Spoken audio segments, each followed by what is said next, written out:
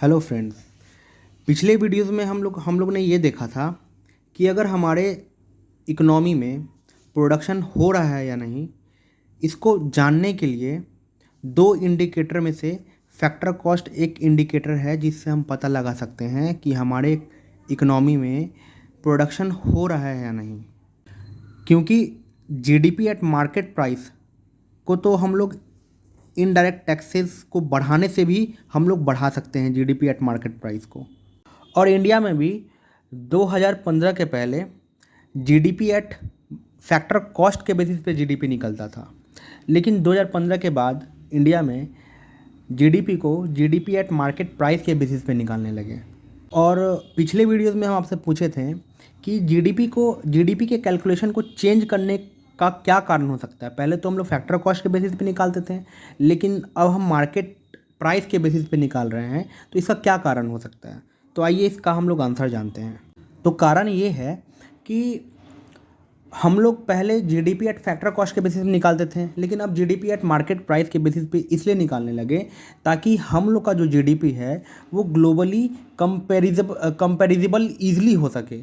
क्योंकि 2015 के पहले हम लोग जीडीपी एट फैक्टर कॉस्ट के बेसिस पे निकालते थे, लेकिन ग्लोबली में सारे country GDP at market price के बेसिस पे निकालते थे। और हम लोग, ताकि हमारा जीडीपी और उनका जीडीपी एक कंपेरेटिवली हम लोग कैलकुलेट कर सके, इसलिए हम लोग फैक्टर कॉस्ट के जगह मार्केट प्राइस पे आने लगे। और मतलब कि वर्ल्ड की मेजर इकोनॉमी का जीडीपी मार्केट प्राइस पर कैलकुलेट होता था। और अगर हम लोग मार्केट प्राइस पर, मतलब जीडीपी एट मार्केट प्राइस पे कैलकुलेट करेंगे अपना जीडीपी को, तो बाकी के कंट्री से हम लोग इजीली कंपेयर कर पाएंगे। और इनफैक्ट 2008 में United nation system of national account ने हमको, मतलब इंडिया को रिकमेंडेशन भी दिया था कि आप लोग अपना जीडीपी का जो कैलकुलेशन करते हैं फैक्टर कॉस्ट से जो करते हैं उसको शिफ्ट कर दीजिए मार्केट प्राइस पे।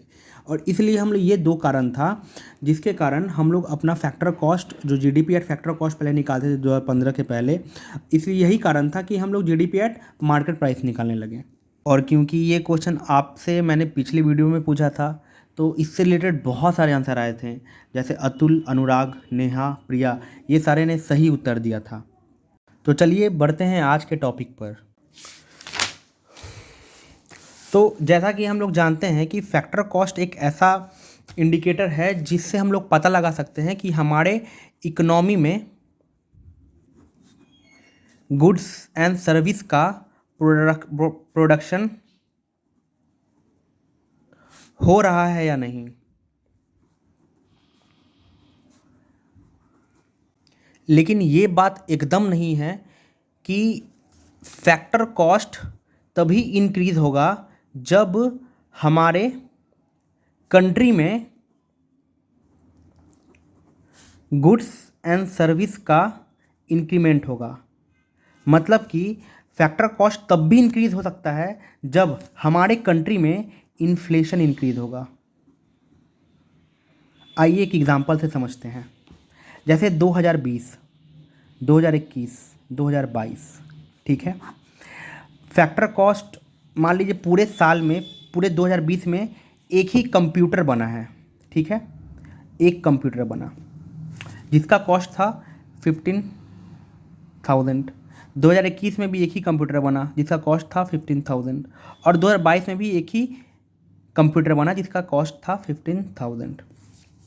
लेकिन हर साल इन्फ्लेशन जो है वो 10% से बढ़ रहा है, ठीक है। हर साल इन्फ्लेशन 10% से बढ़ रहा है।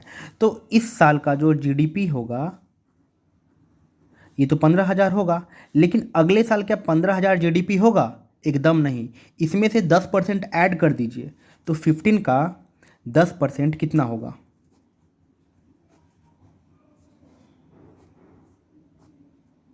15 का 10% होगा 1.5। मतलब कि 15,000 में से 1.5 को ऐड कर दीजिए, तो 16.5। मतलब कि इस साल 2020 में एक कंप्यूटर प्रोड्यूस हुआ तो फैक्टर कॉस्ट था 15,000, लेकिन यहाँ पे भी 15,000, लेकिन 2021 में 15,000 फैक्टर कॉस्ट था, क्योंकि एक कंप्यूटर भी अगले साल ही प्रोड्यूस हुआ, लेकिन इन्फ्लेशन यहाँ पे 10% बढ़ गया, तो जीडीपी 16.5 बढ़ गया, क्योंकि यहाँ पे 1.5 का एडिशन हो गया। अगले साल भी इसमें 16.5 में 1.5 ऐड हो जाएगा, मतलब कि और एक्स्ट्रा ऐड हो जाएगा, तो मान के चलते हैं कि 18,000 का जीडीपी है। मतलब कि यहाँ पे हर साल जीडीपी तो बढ़ रहा है, 15,000, 16.5 और 18,000, समझें। लेकिन यहाँ पे तो हर साल तो प्रोडक्शन तो सेम ही है। और हम लोगों ने क्या पढ़ा था कि फैक्टर कॉस्ट इकोनॉमी में गुड्स और सर्विस का प्रोडक्शन हो रहा है या नहीं ये बताता है, लेकिन यहाँ पे तो गुड्स और सर्विस का प्रोडक्शन तो हो नहीं रहा है, उसके बावजूद भी जीडीपी बढ़ रहा है। यहाँ पे तो हम मार्केट प्राइस का बात किए नहीं है कहीं, यहाँ पे हम लोग सिर्फ और सिर्फ इन्फ्लेशन का बात किए हैं। मतलब कि जीडीपी तब भी बढ़ सकता है जब इन्फ्लेशन हो, और इसी को बोलते हैं नॉमिनल जीडीपी। नॉमिनल जीडीपी क्या होता है? जब जीडीपी में इन्फ्लेशन का एडिशन हो तब बोलते हैं नॉमिनल जीडीपी, और जब यही इन्फ्लेशन को अगर माइनस करते हैं तो इसको बोलते हैं रियल जीडीपी। रियल जीडीपी ये सब है जिसमें इन्फ्लेशन एकदम नहीं है, ये है नॉमिनल जीडीपी जिसमें इन्फ्लेशन का एडिशन है। लेकिन क्वेश्चन ये है कि ये जो इन्फ्लेशन है ये निकाला कैसे जाते हैं, तो चलिए इसको समझते हैं। जैसा कि हम लोग ने देखा था कि 3 साल का फाइनेंशियल ईयर, ये 2022, 2021 और 2020, यहाँ पे फैक्टर कॉस्ट था 15, यहाँ पे फैक्टर कॉस्ट था 15,000, मतलब जीडीपी एट फैक्टर कॉस्ट 15,000 था। यहाँ पे अगर इन्फ्लेशन एडिशन हो गया तो जीडीपी एट फैक्टर कॉस्ट हो गया 16.5 क्योंकि यहाँ पे इन्फ्लेशन ऐड हो गया है। फिर आगे 18,000 हम लोग मान के चले थे, 18,000, क्योंकि यहाँ पे भी इन्फ्लेशन का एडिशन हुआ है, क्योंकि इन्फ्लेशन 10% बढ़ रहा है। अब मान लीजिए कि अब हम लोग रियल जीडीपी निकालेंगे कैसे? तो रियल जीडीपी निकालने का तरीका होता है, रियल जीडीपी को निकालने से पहले एक चीज़ हम लोग समझते हैं कि हर एक इकोनॉमी में एक ईयर होता है जिसको हम लोग बोलते हैं बेस ईयर।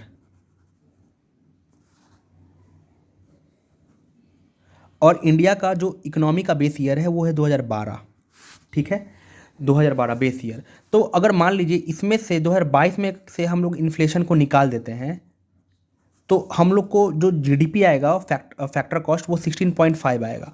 इसमें से भी अगर हम इन्फ्लेशन को निकाल देंगे तो जीडीपी जो आएगा वो 2020 का फैक्टर कॉस्ट के हिसाब से आएगा। उसी तरह हम लोग जीडीपी को निकालते निकालते निकालते 2012 में ले जाएंगे तो हम लोग का जो जीडीपी आएगा वो 2012 के बेसिस पे आएगा, ठीक है। तो जीडीपी या फैक्टर कॉस्ट तो ये हो गया इस 3 साल का। लेकिन जीडीपी एट फैक्टर कॉस्ट तो ये हो गया, लेकिन जीडीपी एट फैक्टर कॉस्ट जो कि हम लोग जिसको बोलते हैं बेस ईयर से अगर हम लोग निकालेंगे तो इसको बोलेंगे रियल जीडीपी।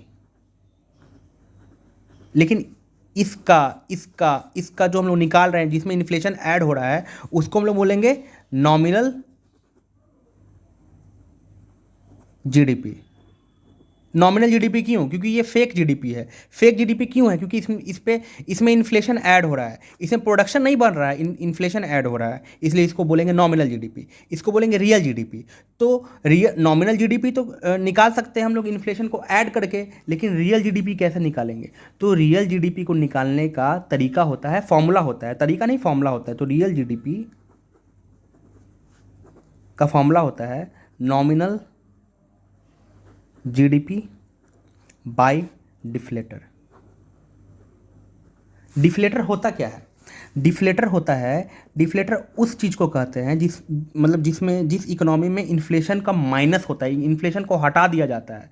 डिफ्लेटर कब निकलता है? डिफ्लेटर कैसे निकलता है? हम लोग को बेस ईयर से लेना पड़ेगा। मतलब हर कंट्री में अलग अलग बेस ईयर होता है। जैसे इंडिया में 2012 का बेस ईयर है, तो 2012 से लेकर के 2022 तक का हम लोग को अगर रियल जीडीपी निकालना है तो इसका नॉमिनल जीडीपी जो आया 18,000 उसमें से इन्फ्लेशन को माइनस कर देंगे। तो कौन से साल का इन्फ्लेशन को माइनस करेंगे?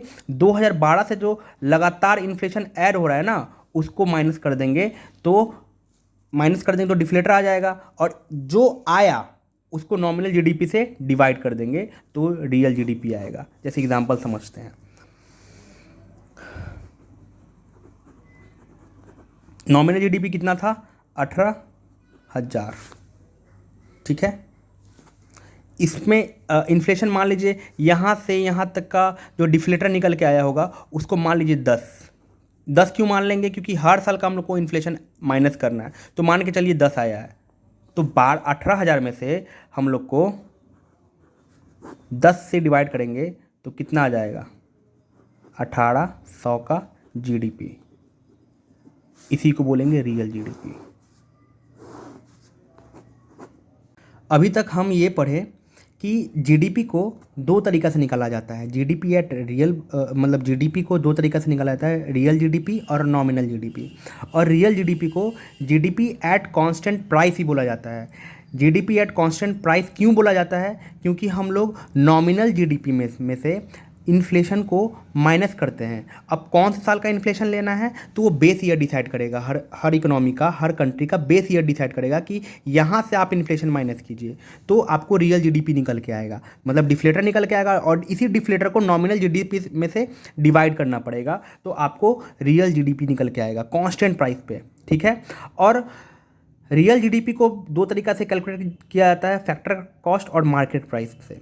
और नॉमिनल जीडीपी को भी दो तरीक़ा से कैलकुलेट किया जाता है, फैक्टर कॉस्ट और मार्केट प्राइस से। मतलब कि जीडीपी को 4 तरीक़ा से कैलकुलेट किया जाता है।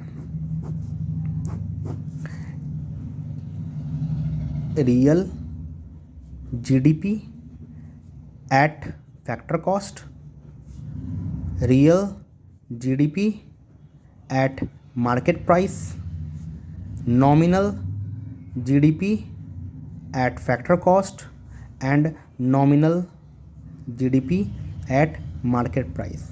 जीडीपी को 4 तरीके से कैलकुलेट किया जाता है, लेकिन हर कंट्री मतलब इंडिया जो है वो nominal GDP at market price पे कैलकुलेट करती है अपना जीडीपी।